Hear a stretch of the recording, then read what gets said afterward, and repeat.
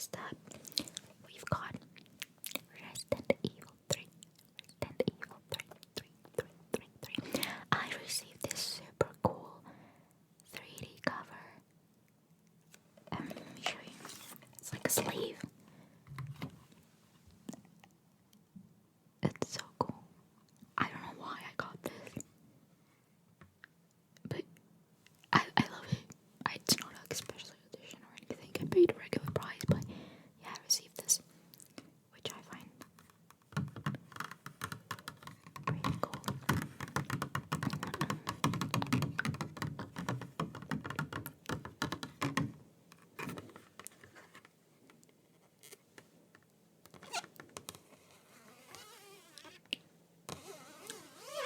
I don't know if that sounds. I don't think that sounds good. I don't think that's good sound. Okay, we're going to put this aside. And this is what the cover looks like. It's the same, but you know. Sorry for my light. Yeah, like at this angle. You can see chill, Valentine. Carlos in here, and Nemesis here. Yeah. Here's the back. As I have mentioned, this is by RE.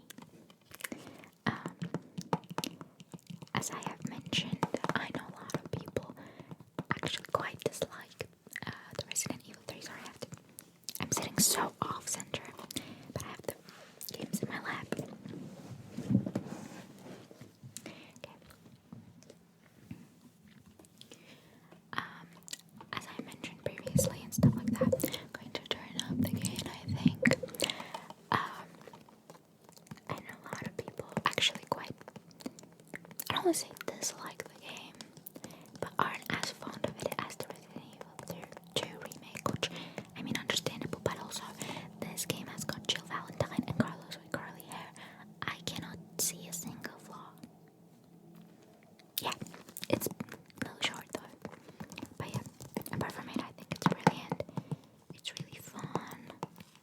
Jill is amazing. We stand Jill Valentine in his house, and Resident Evil Death Island, a new CGI movie, is coming during the summer, and it has Jill Valentine in it. She looks dead ass the exact same as she does in this game, and she's like 25 here. Like, things are not adding up because Chris obviously is the age that he's in Vendetta. So is Leon. And I thought, okay, Miss Girl is a flashback, but she's seen with Chris and he looks the same. Like, either she does not age, which I mean, I wouldn't put it past her, like she's amazing like that. But either she doesn't age, or it just, I don't know. I'm pretty excited to see what's up. But yeah, we don't get enough Jill Valentine. Anyway, I love this one. I would say it has a more of a special place in my heart than the second one, purely because I am going absolutely nuts when I'm locked in that goddamn police station. Like, I'm allergic. The passage where Carlos goes into the police section feels like I get the heebie-jeebies because I'm like, I've spent so much time in here, I don't want to be here anymore. So the fact that you get to go outside feels very refreshing. And I'm not claustrophobic, but am I Raccoon Police Department phobic? Like, yeah. And Jill is brilliant, and her banter, the banter in this game, the dialogue in this game is chef's kiss, brilliant. So yeah. Where we're gonna put it? Let's put it here. Okay, next up, we've got the Resident Evil 2. Resident Evil 2. With Leon and Claire. Claire. Love my ring light. I'm already letting you know there's not gonna be any Resident Evil 4 because it's not in my collection. If anybody feels, want to buy it and send it to me, go ahead. Just kidding, but yeah, I don't think I'm going to have it in my collection anytime soon, but just know that if she has a spine like this, she would make it next to these babies. But yeah, it's a really great remake.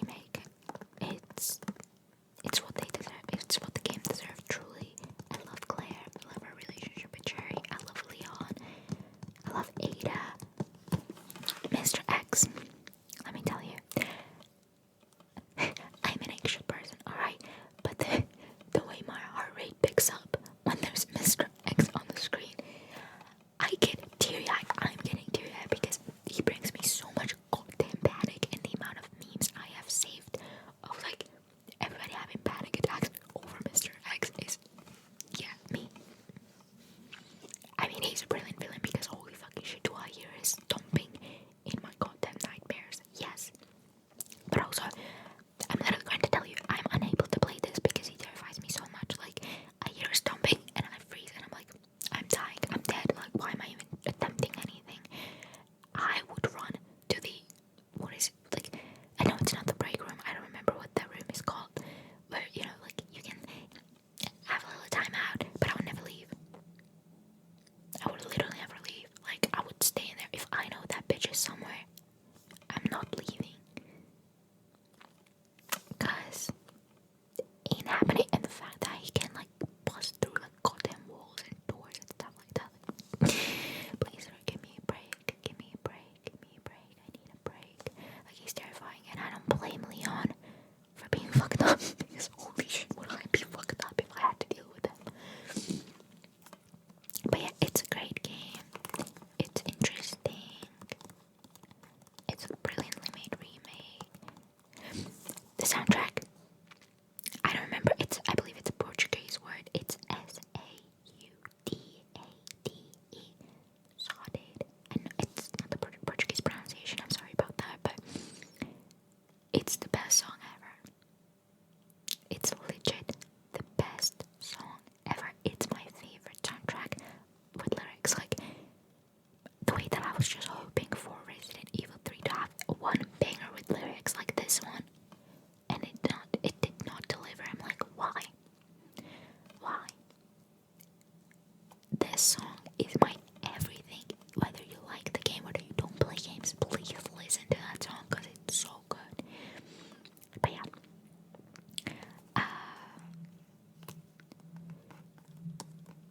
I find the fact that this storyline is happening almost simultaneously as the Resident Evil 3, but like at different parts of the city and slightly bit earlier than this one is really fun. Well, okay, not everything, because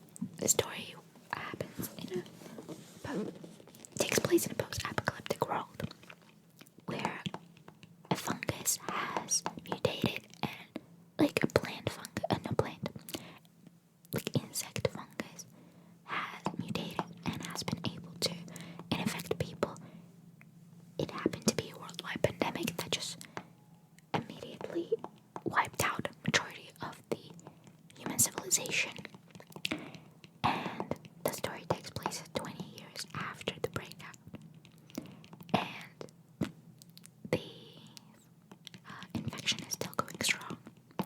There's no end to it in the foreseeable future, and we play as the main protagonist, Joel, which is a man that has lost a lot due to the pandemic, and he somehow kept going, but he's obviously very much given up on life at that point and does not really care much.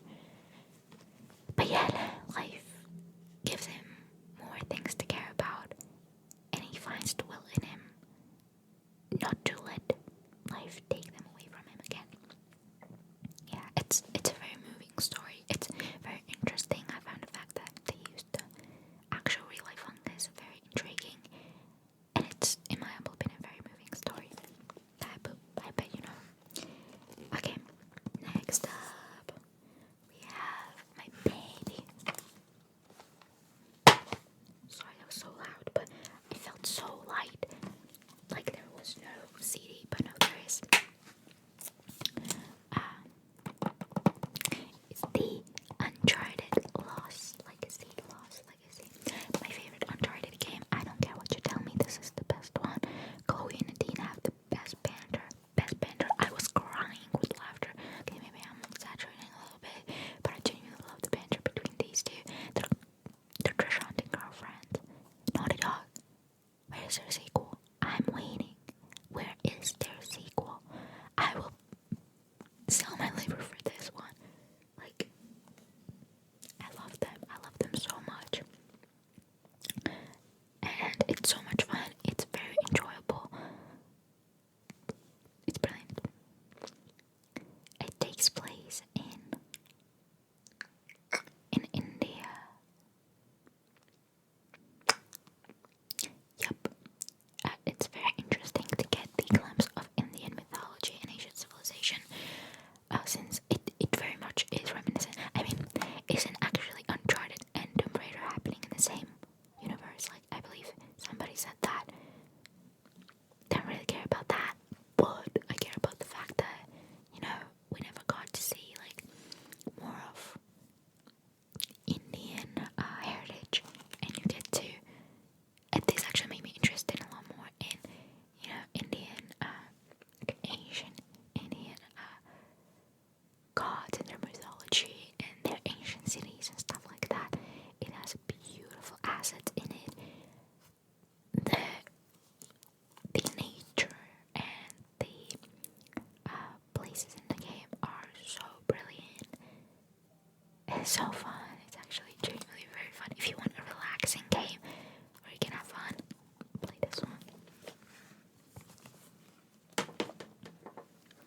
Next up, we've got. Oopsie. Sorry, I have to. Give me a second.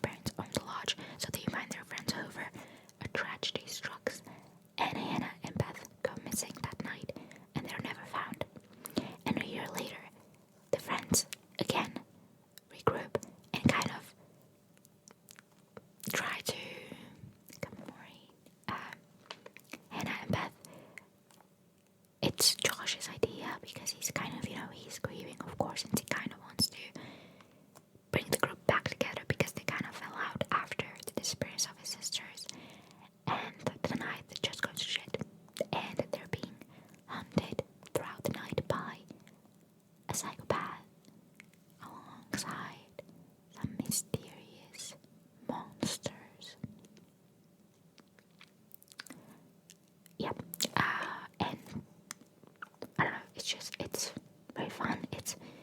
I want to say it's that terrifying, but it's definitely one of it's a classic. You gotta play it.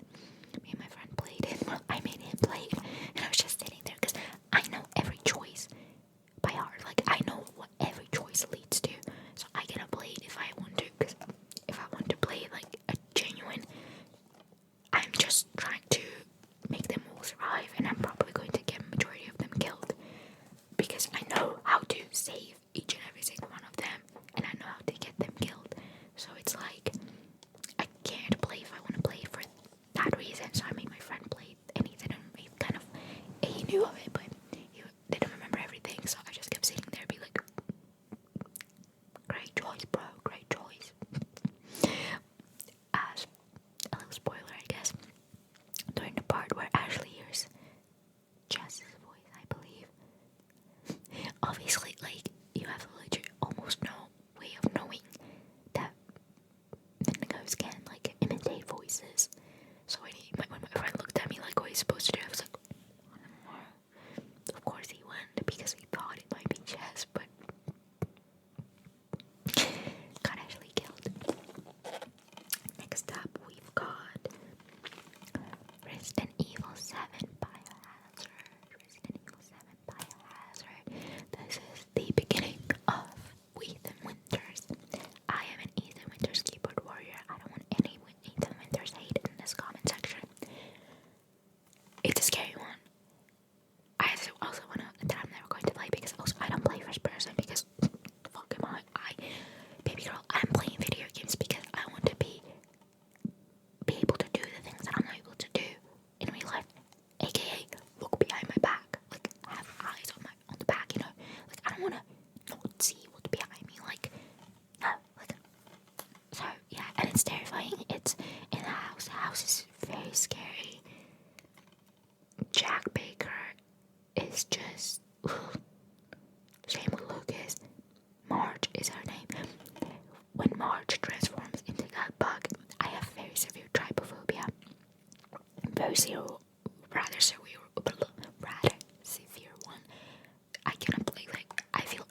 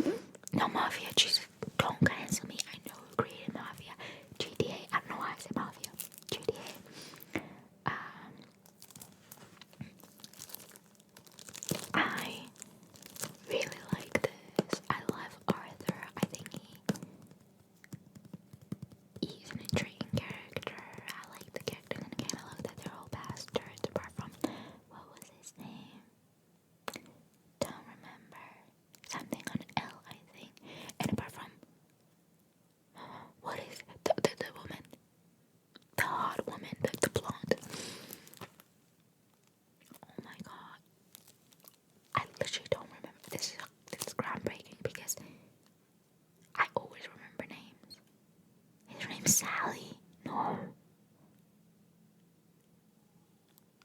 Don't remember. That's horrible. Because she's my wife, and I don't remember my wife's name. Anyway, if you like horses and nice sceneries and drinking of seasons, this is essentially Sims Simulator for men. You know, you get to shave Arthur, you get to change his hairstyle, you get to dress him. What more do you need? Yeah, it's a very fun game. It's a very long one. I believe it's like good 25 hours and more. Yeah. It does have a narrative though. It has a story and it's heartbreaking.